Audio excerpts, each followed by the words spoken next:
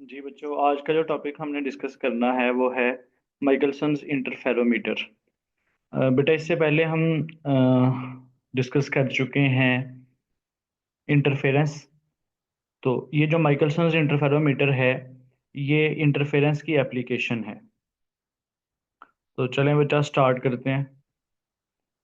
सबसे पहले देखते हैं कि माइकलसन इंटरफेरोमीटर होता क्या है। तो बेटा, डेफिनेशन है कि Michelson's interferometer is an instrument जो कि यूज़ किया जा सकता है लेंथ को या डिस्टेंस को मेजर करने के लिए विद वेरी हाई प्रिसीजन। बेटा, ये ना सिर्फ ये लेंथ मेजर कर सकता है, बल्कि माइकलसन इंटरफेरोमीटर को यूज करके हम वेवलेंथ ऑफ अननोन लाइट भी मेजर कर सकते हैं। ये आगे चल के मैं आपको बताता हूँ कि वेवलेंथ और डिस्टेंस कैसे मेजर करते हैं। इसको 1881 के अंदर एल्बर्ट माइकलसन ने डिराइव किया था using the idea of interference of light. तो बच्चों, इसका वर्किंग प्रिंसिपल आपसे पूछा जा सकता है। तो नाम में ही पूरे का पूरा वर्किंग प्रिंसिपल छुपा हुआ है। इंटरफेरोमीटर है, मींस ये इंटरफेरेंस ऑफ लाइट को यूज करता है। ये सामने जो आपको डायग्राम नजर आ रही है, ये ये वाली जो फिगर आपको नजर आ रही है, ये प्रैक्टिकली लैब के अंदर इंटरफेरोमीटर होता है। अब इसकी कंस्ट्रक्शन की तरफ चलते हैं। इसके ऑपरेटस में क्या क्या चीज़ें होती हैं। बेटा, एक monochromatic source of light use करते हैं। ये सोर्स ऑफ लाइट है जिसमें से लाइट की डिफरेंट रेज अमिट हो रही होती हैं। फिर बेटा, एक ग्लास प्लेट होती है। वो ग्लास प्लेट हाफ सिल्वर्ड होती है। बेटा, ग्लास प्लेट जैसे विंडो होती है ना, ट्रांसपेरेंट विंडो, हमें उसके आर पार नजर आता है। तो वैसे तो ग्लास जो है वो ट्रांसपेरेंट होता है, बट उसको हाफ सिल्वर्ड कर दिया जाता है। ये जो ग्लास प्लेट है उसको हाफ सिल्वर्ड कर दिया जाता है। अगर आपने आईना देखा हो, शीशा देखा हो, उसकी बैक साइड देखी हो, तो उस शीशे की जो बैक साइड है उस पर सिल्वर किया होता है, जिससे रेज ऑफ लाइट रिफ्लेक्ट होना शुरू हो जाती हैं। वैसे ग्लास ट्रांसपेरेंट होता है, वो रिफ्लेक्ट करता है, जबकि अगर हम उसकी बैक साइड को सिल्वर कर दें तो वो रिफ्लेक्शन करना शुरू कर देता है। तो ये जो ग्लास प्लेट G1 है, ये हाफ सिल्वर्ड होती है, पार्शली सिल्वर्ड भी इसको कह सकते हैं। हाफ सिल्वर्ड का मतलब ये है कि ये कुछ रेज ऑफ लाइट को रिफ्लेक्ट करेगी, कुछ को रिफ्लेक्ट करेगी। यानी आप यूँ समझ लें कि ये मिरर और ग्लास की जो इंटरमीडिएट स्टेट है ना, ये वो होती है हाफ सिल्वर्ड ग्लास प्लेट। इसको बीम स्प्लिटर भी कहते हैं। आगे मैं आपको एनिमेशन दिखाता हूँ, उसमें आपको आइडिया होगा कि बीम स्प्लिटर इसको क्यों कहा जाता है। ये जो बीम ऑफ लाइट इसके ऊपर आकर फॉल करती है ना, उसको दो हिस्सों के अंदर स्प्लिट कर देती है। इसलिए G1 glass plate is called beam splitter. जबकि जो दूसरी ग्लास प्लेट है G2, ये सिंपल ग्लास होता है, ट्रांसपेरेंट होता है, इसमें से रेज ऑफ लाइट पास कर सकती हैं, ट्रांसमिट हो सकती हैं। दो मिरर्स यूज किए जाते हैं, एक मिरर M1 और दूसरा मिरर M2। एक मिरर को हम फिक्स कर देते हैं, जबकि दूसरा मिरर जो होता है वो मूवेबल होता है, वो मूव कर सकता है। जैसे हमारे केस के अंदर ये वाला जो मिरर होगा, जिसके ऊपर अभी मेरा पॉइंटर है, ये मूव करेगा अप एंड डाउन, इस तरह से वर्टिकली ये मूवेबल होगा।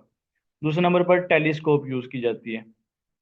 टेलीस्कोप एक इसका पैटर्न बनने वाला है, फ्रिंज पैटर्न बनने वाला है। टेलीस्कोप उस फ्रिंज पैटर्न को देखने के लिए, ऑब्जर्व करने के लिए इस्तेमाल की जाती है। ये बेटा हमारी बुक के अंदर डायग्राम बनी हुई है। ये सोर्स ऑफ लाइट है।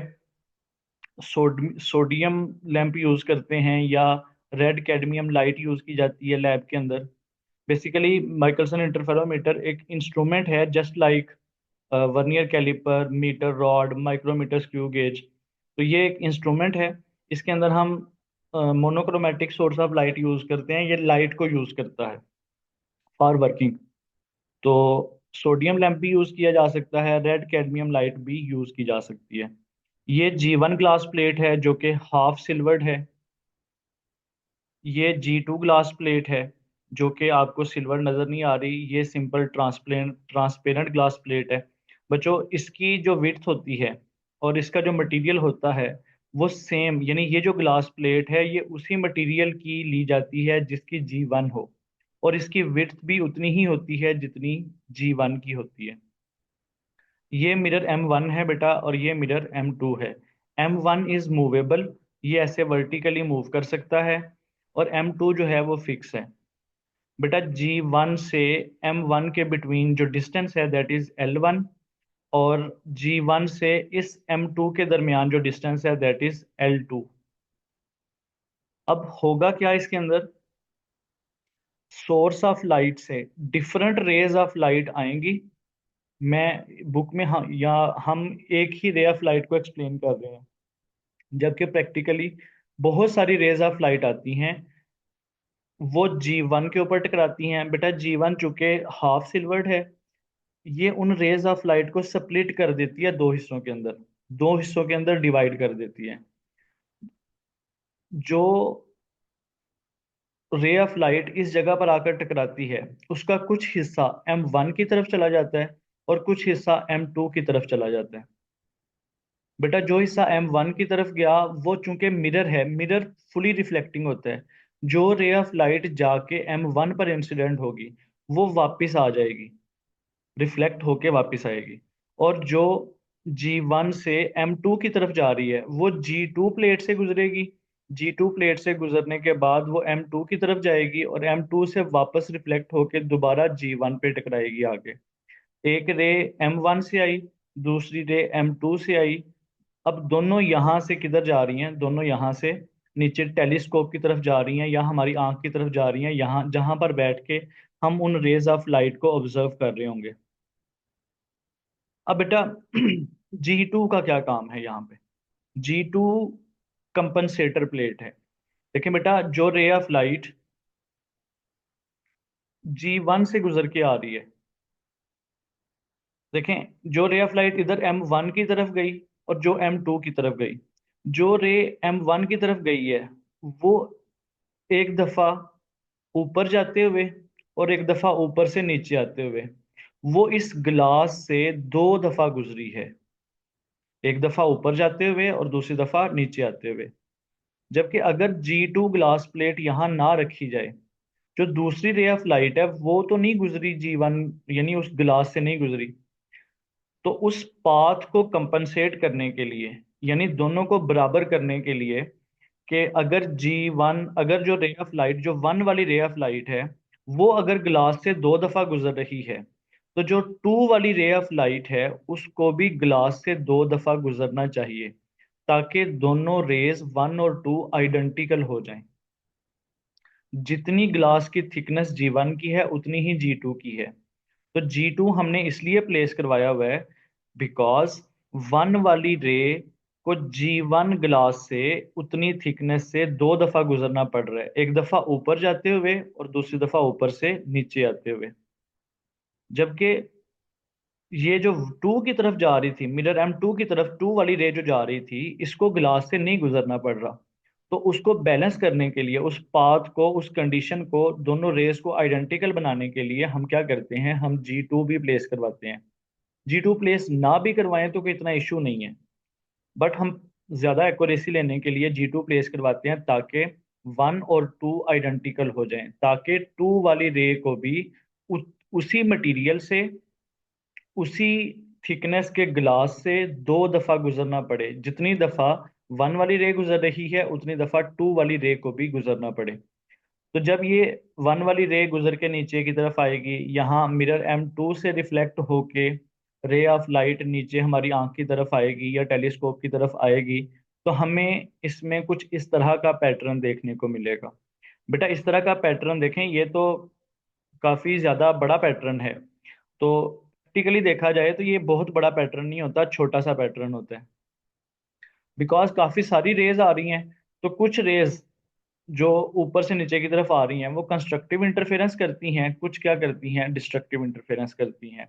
जहां जहां पर कंस्ट्रक्टिव इंटरफेरेंस होती है, वहां वहां पर हमें इस तरह के ब्राइट स्पॉट्स, ब्राइट फ्रिंजेस या मैक्सिमाज मिलते हैं।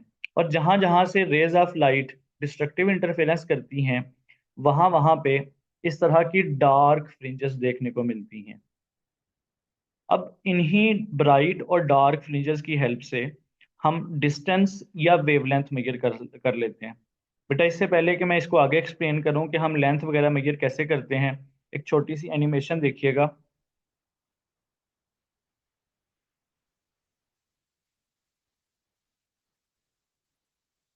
तो बेटा ये वही अरेंजमेंट है, जस्ट इसमें मिरर्स की थोड़ी सी पोजीशन चेंज है, उसके बारे में आपको परेशान होने की जरूरत नहीं है।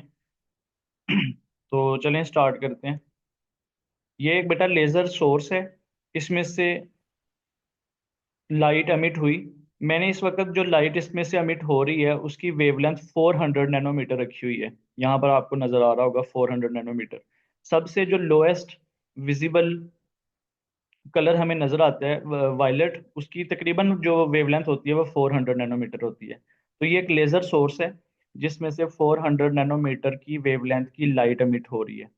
ये बेटा वो G1 बीम स्प्लिटर है जो इस आने वाली बीम को स्प्लिट करेगा। तो ये देखें बेटा, G1 के ऊपर टकराया। अब टकराने के बाद आप देखेंगे कि ये जो बीम है ये दो हिस्सों के अंदर स्प्लिट हो जाएगी। एक जो है वो मिरर M1 की तरफ जाएगा, इसका कुछ हिस्सा, और कुछ हिस्सा M2 की तरफ जाएगा। देख रहे हैं बेटा, जो हिस्सा M1 की तरफ गया वो टकरा के वापस आ गया, और ये मेरा हिस्सा जो है वो M2 की तरफ जा रहा है। फिर ये वाला जो है M2 से टकरा के वापस आया, रिफ्लेक्ट हुआ।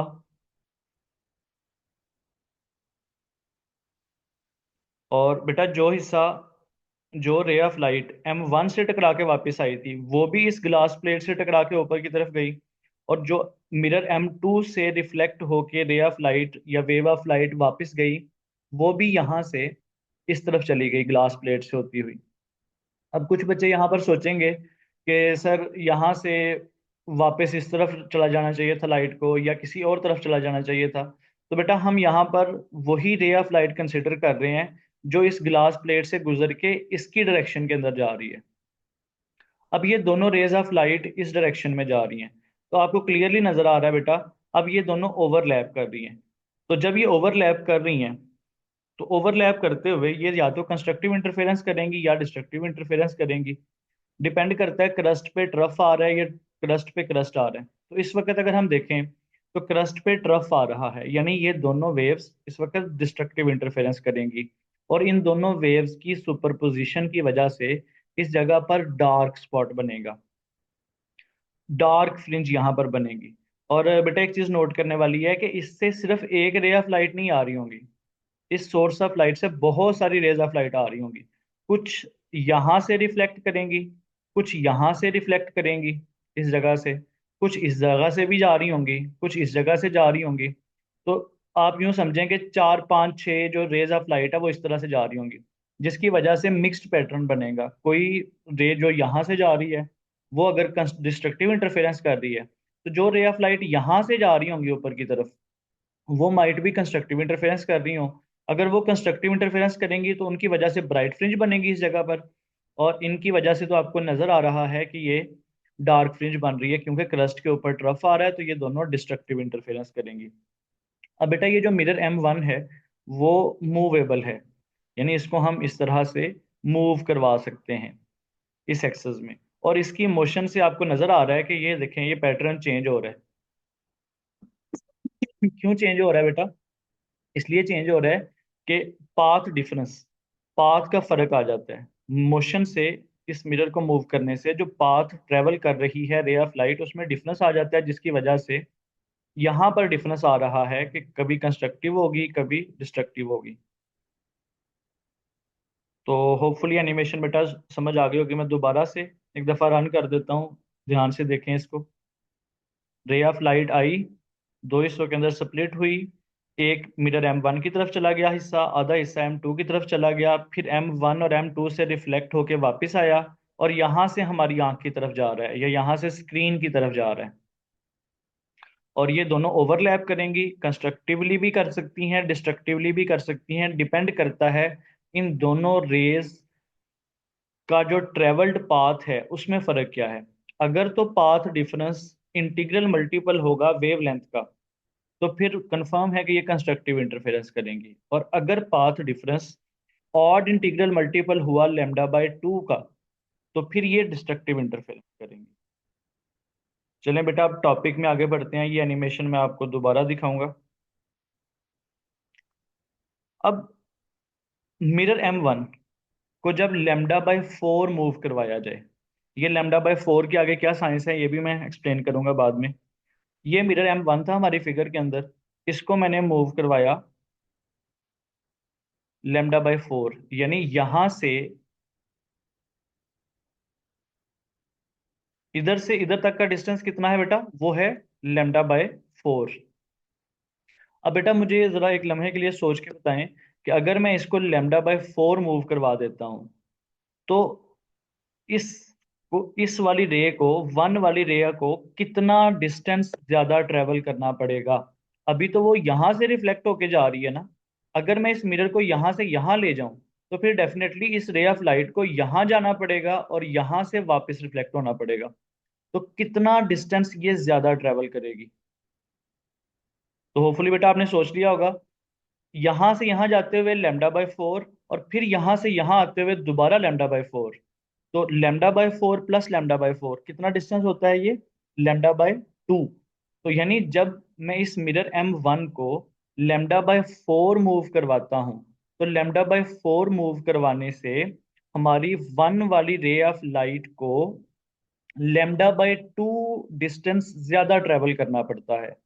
जब λ/2 डिस्टेंस ज्यादा ट्रेवल करना पड़ेगा, तो उससे होगा क्या बेटा, उससे होगा ये कि इस जगह जहां पर पहले डार्क स्पॉट बना था, या जहां पर पहले मैक्सिमा बना था, फर्ज कर लें यहाँ ये डार्क स्पॉट बना हुआ था पहले, अब उस जगह पर चूंकि λ/2 पाथ डिफरेंस आया है, तो λ/2 पाथ डिफरेंस आने से जहां पहले कंस्ट्रक्टिव इंटरफेरेंस हो रही थी, अब वहां डिस्ट्रक्टिव इंटरफेरेंस होना शुरू हो जाएगी। और जहां पहले डिस्ट्रक्टिव इंटरफेरेंस हो रही थी, वहां कंस्ट्रक्टिव इंटरफेरेंस होना शुरू हो जाएगी। यानी ब्राइट फ्रिंज की जगह ले लेगी डार्क फ्रिंज। समझ आई बच्चों, क्या बताया मैंने, कि अगर मैं λ/4 मूव करवाता हूं इस मिरर को, तो हमारी रे ऑफ लाइट को λ/2 पाथ ज्यादा ट्रेवल करना पड़ेगा, λ/4 जाते हुए और λ/4 वापिस आते हुए। तो टोटल कितना पाथ डिफरेंस हो गया, λ/2। तो λ/2 पाथ डिफरेंस आने से क्या होगा, जहां कंस्ट्रक्टिव इंटरफेरेंस हो रही थी, अब वहां डिस्ट्रक्टिव इंटरफेरेंस होना शुरू हो जाएगी, और ब्राइट फ्रिंज की जगह पर बन जाएगी डार्क फ्रिंज। तो हमारा जो पैटर्न है वो थोड़ा सा शिफ्ट हो जाएगा, शिफ्ट आगे की तरफ, यहां से इस तरफ थोड़ा सा शिफ्ट हो जाएगा। तो ये ब्राइट फ्रिंज इसकी जगह आ जाएगी, ये डार्क फ्रिंज इस ब्राइट की जगह आ जाएगी, ये ब्राइट इस डार्क की जगह पर आ जाएगी। तो यही बात मैंने लिखी है बेटा, the fringe pattern shift by one half fringe each time when mirror M1 is moved by distance λ/4। इसका यूज है आगे, इसको अच्छे तरीके से समझ लें, फिर मैं इसका यूज बताता हूँ। फिर बेटा अगर हम मिरर M1 को मूव करवाएं λ/2, बेटा यहां से यहां मैं मूव करवाता हूँ, और ये डिस्टेंस, पहली पोजीशन और अभी वाली पोजीशन के दरमियान डिस्टेंस कितना है, डिस्टेंस है λ/2। तो जब मैं λ/2 डिस्टेंस ट्रेवल करवाऊंगा इस मिरर को, तो मुझे बताएं इस वन वाली रे को कितना पाथ ज्यादा ट्रेवल करना पड़ेगा। तो डेफिनेटली बेटा आइडिया होगा होगा आपको कि यहां से यहां जाते हुए λ/2, फिर यहां से यहां आते हुए λ/2।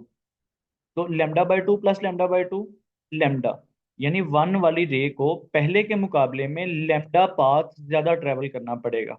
और लैम्डा पाथ ज्यादा ट्रेवल करने से होगा क्या, कि ये जगह जहां ये ब्राइट फ्रिंज बन रही है, फर्ज कर लें ये पहली सेंटर वाली ब्राइट है, तो इसकी जगह ये ले लेगी, ये जगह ये यहाँ आ जाएगी, ये वाली ब्राइट जो है वो यहाँ आ जाएगी।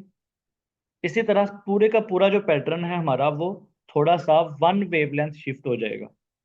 हमें बज़ाहिर ये नजर आता है ये पैटर्न शिफ्ट होता हुआ। आपको मैं आगे एनिमेशन भी दिखाता हूँ। तो अब λ/2 जब हमने मूव करवाया मिरर को, तो पाथ डिफरेंस लैम्डा आया, और लैम्डा पाथ डिफरेंस आने से कंस्ट्रक्टिव है तो कंस्ट्रक्टिव ही होती रहेगी, जस्ट फ्रिंज पैटर्न शिफ्ट होगा। डार्क की जगह डार्क ही रहेगा, लेकिन पिछला डार्क उसकी जगह पर आ जाएगा। अब अगेन वही बात बेटा, the fringe pattern shift one fringe, ये वन कंप्लीट फ्रिंज शिफ्ट हो जाता है जब मिरर M1 कितना मूव करवाया जाए, मिरर M1 को मूव करवाया जाए λ/2। तो अब ये फार्मूले से हम डिस्टेंस कैलकुलेट कर सकते हैं। L is the length, M क्या है यहाँ पर, M है फ्रिंज शिफ्ट, फ्रिंज शिफ्ट। लिखने में थोड़ी सी कंप्रोमाइज्ड ही है, आप लोगों के लिए भी शायद ये सिस्टम नया हो, हमारे लिए भी अभी ज़्यादा अडाप्टिव नहीं है। तो इसको कहते हैं फ्रिंज, एम क्या है, फ्रिंज शिफ्ट। बेटा अगर हाफ फ्रिंज शिफ्ट हो, यानी अगर मिरर आप मूव करवा रहे हैं λ/4, तो हाफ फ्रिंज शिफ्ट होगी। हाफ फ्रिंज के शिफ्ट होने से λ/2, यानी हाफ फ्रिंज शिफ्ट होने का मतलब है एम की वैल्यू 1/2 है। और अगर वन कंप्लीट फ्रिंज शिफ्ट होगी, यानी ब्राइट की जगह पर अगला ब्राइट आएगा, और फिर वन कंप्लीट फ्रिंज शिफ्ट हुई है, फिर एम की वैल्यू 1 होगी। तो L will be equals to, हम कितनी फ्रिंजेस शिफ्ट हुई हैं, distance can be calculated by counting the number of fringes shift. कितनी फ्रिंजेस शिफ्ट हुई हैं, उसकी मदद से हम एल कैलकुलेट कर सकते हैं। बेटा आपको मैंने एनिमेशन दिखाई, वहां पर मैंने आपको बताया था ना कि वेवलेंथ हम कितनी यूज कर रहे हैं, 400 नैनोमीटर।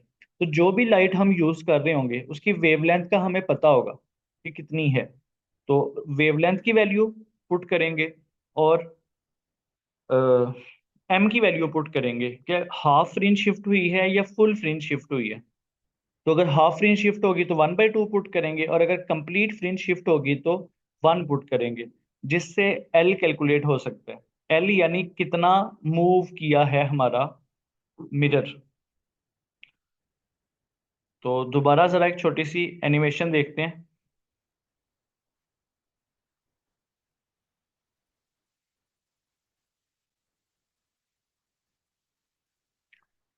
ये देखें बेटा, अभी मिरर जो है हमारा वो जीरो पे है, अभी मैंने मूव नहीं करवाया।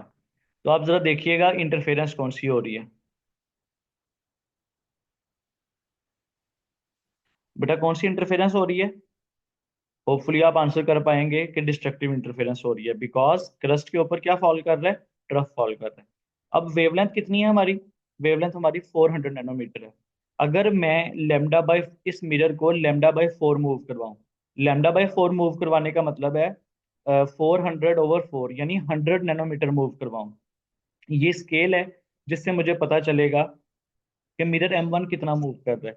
तो अगर मैं मिरर M1 को λ/4 यानी 100 नैनोमीटर मूव करवाता हूँ, तो ये देखें बेटा कितना मूव किया, ये तकरीबन 100 नैनोमीटर, तकरीबन 100 नैनोमीटर। तो λ/4 मूव किया, तो λ/4 मूव करने से देखें बेटा यहाँ पर जो फर्क आया है वो क्या है, पहले क्रस्ट पर ट्रफ आ रहा था, बट अगर आप अभी देखें तो दोनों वेव्स का क्रस्ट पर क्रस्ट आ रहा है। इट मीन्स कि ये कौन सी इंटरफेरेंस करने वाली है यहाँ पर, यहाँ कंस्ट्रक्टिव। पहले कौन सी कर रही थी, जब मिरर को मैंने मूव नहीं करवाया था। तो दोबारा देखें जरा, अब ये जीरो पे है ना, अब देखें क्रस्ट पर ट्रफ आ रहा है, तो डिस्ट्रक्टिव इंटरफेरेंस कर रही है, यानी इस जगह पर क्या बन रहा होगा, इस जगह डार्क स्पॉट बन रहा होगा। और अगर मैं इसको λ/4 मूव करवा दूं, यानी इसको मैं अगर 100 नैनोमीटर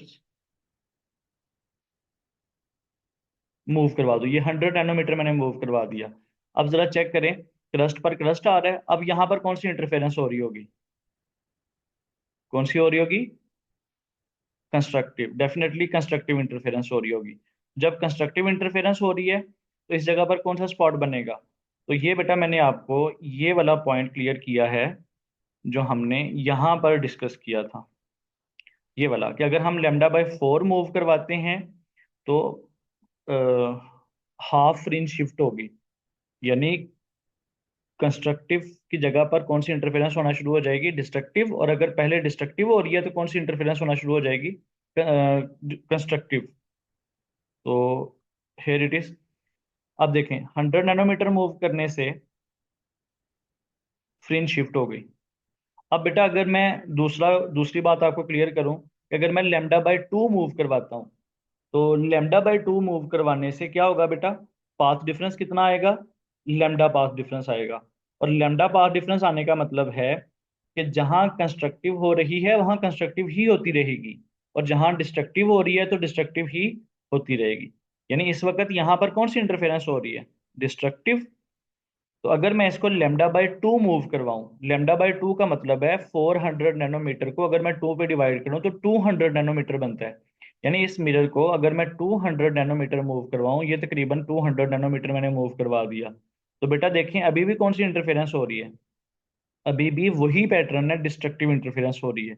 लेकिन होगा क्या इससे, बेटा होगा ये कि जहां ये वाला जो हमारा पैटर्न है वो शिफ्ट हो जाएगा, एक फ्रिंज इसके अंदर शिफ्ट हो जाएगी, यानी ब्राइट स्पॉट की जगह अगला ब्राइट स्पॉट ले लेगा।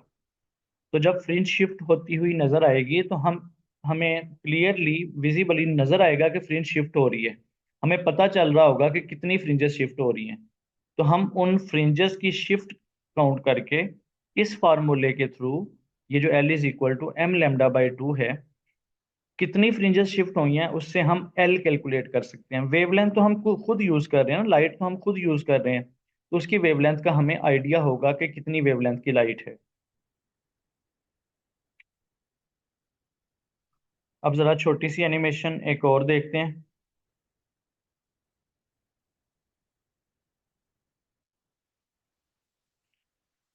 ये बेटा एनिमेशन देखिएगा।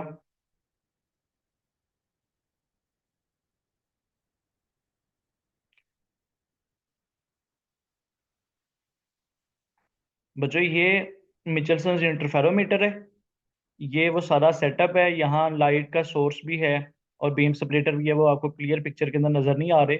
यहाँ से ये जो शख्स है वो उस मिरर M1 को मूव करवा रहा है with the help of screw. उस मिरर के अंदर ना उसके पीछे उसके स्क्रूज लगे होते हैं जिसकी मदद से हम उसको मूव करवा सकते हैं। तो ये देखें आपको स्क्रीन पर नजर आ रहा है किस तरह से फ्रिंजेस शिफ्ट हो रही हैं मिरर को मूव करवाने से।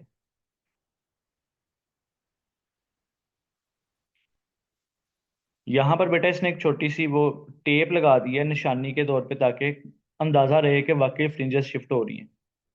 ये वाली फ्रिंज जो है, ये देखें दो जगह पर इसने टेप अप्लाई की है, एक यहाँ पर और एक यहाँ पर। ये वाली फ्रिंज इसकी जगह पर जाएगी जब वो मिरर को मूव करवाएगा।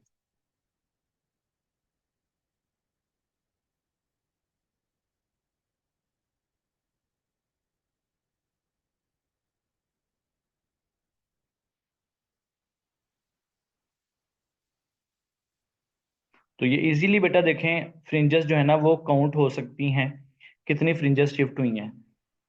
अगर तो दोबारा से देखें, अगर तो ये देखें अभी पहले यहाँ ब्राइट स्पॉट बना हुआ था ना, अभी देखें डार्क स्पॉट उसकी जगह ले रहा है। तो जितनी फ्रिंजेस शिफ्ट होंगी, अगर तो ब्राइट की जगह डार्क ले, इसका मतलब है हाफ फ्रिंज शिफ्ट हुई है। और अगर ब्राइट की जगह ब्राइट ले रहा है, इट मीन्स के एक फुल फ्रिंज शिफ्ट हो गई है। और एक फुल फ्रिंज शिफ्ट होने का मतलब क्या है बेटा, एक फुल फ्रिंज शिफ्ट होने का मतलब है हमने मिरर को λ/2 मूव करवाया है। और हाफ फ्रिंज शिफ्ट होने का मतलब क्या है, हाफ फ्रिंज शिफ्ट होने का मतलब है हमने λ/4 मूव करवाया है।